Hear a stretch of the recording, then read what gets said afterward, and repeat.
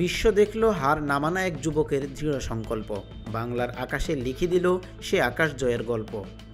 এই উড়ে চলা তার স্বপ্ন জয়ের পর্ব। এই লাইনগুলো মানিকগঞ্জের নিভৃত গ্রামের উদ্যমী যুবক জুলহাস মোল্লাকে নিয়ে লেখা। জীবনে নিজে কখনো বিমানে না চড়লেও একজন ইলেকট্রিক মিস্ত্রি আল্ট্রালাইট বা আরসি মডেলের একটি বিমান তৈরি করে চমক দেখালেন বিশ্বকে। অদম্য ইচ্ছাশক্তি আর কঠোর পরিশ্রম করে অসম্ভবকে সম্ভব করেছেন মানিকগঞ্জের শিবালয় উপজেলার ষাটঘর এলাকার তরুণ জুলহাস। নিজের হাতে তৈরি প্লেনে আকাশে উড়ছেন তিনি। এ যেন বাংলাদেশের প্রযুক্তি উদ্ভাবনের নতুন দিগন্ত। 4 বছর নিরলস গবেষণা আর পরিশ্রমের পর বাস্তবে রূপ দেন নিজের স্বপ্নকে। টোটাল 3 বছর গবেষণা করতে হয়েছে, তারপর এটার কাজ শুরু করি। এটা করতে 1 বছর, টোটাল 4 বছরের পরিশ্রমে এটা সম্ভব হয়েছে। আর এইটার ভিতরে যে ম্যাটেরিয়াল আছে সেগুলো প্রায় 1.5 লাখ টাকার মতো খরচ হয়েছে। আর এটা বানানোর জন্য যে জ্ঞানটা দরকার, তো সেই জ্ঞানটা অর্জন করতে আনুমানিক 8-10 লাখ টাকা খরচ হয়ে গেছে গত 4 বছরে।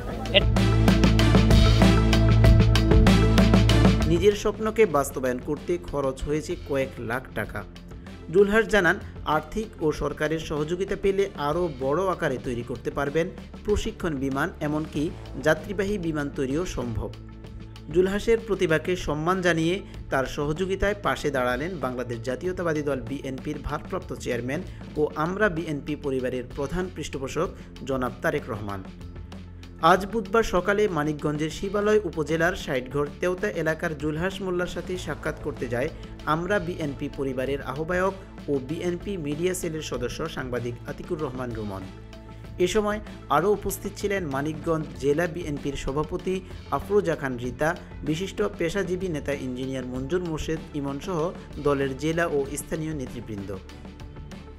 জুলহাস মোল্লার এই উদ্ভাবনী কাজ দেখে অভিভূত তারেক রহমান তার এই উদ্যমী ও প্রশংসনীয় কাজের ভূয়সী প্রশংসা করেছেন। সাংবাদিক আতিকুর রহমান রুমন জানান, বিএনপির ভারপ্রাপ্ত চেয়ারম্যান বলেছেন, আগামীতে রাষ্ট্র পরিচালনার সুযোগ পেলে জুলহাস মোল্লার উক্ত কাজে সরকারি প্রণোদনা এবং সহায়তা দেওয়ার বিষয়ে যথাযথ পদক্ষেপ গ্রহণে পাশে থাকবে বিএনপি। এছাড়া তারেক রহমানের পক্ষ থেকে জুলহাস মোল্লাকে দেশের ভিতরে যে কোনো একটি ফ্লাইটে টিকিট করে প্লেনে চড়িয়ে উৎসাহ প্রদান করা হবে এবং আজ তারেক রহমানের পক্ষ থেকে জুলহাসকে কিছু আর্থিক সহযোগিতা করা হয়েছে। HM Mohiuddin, the Holi media.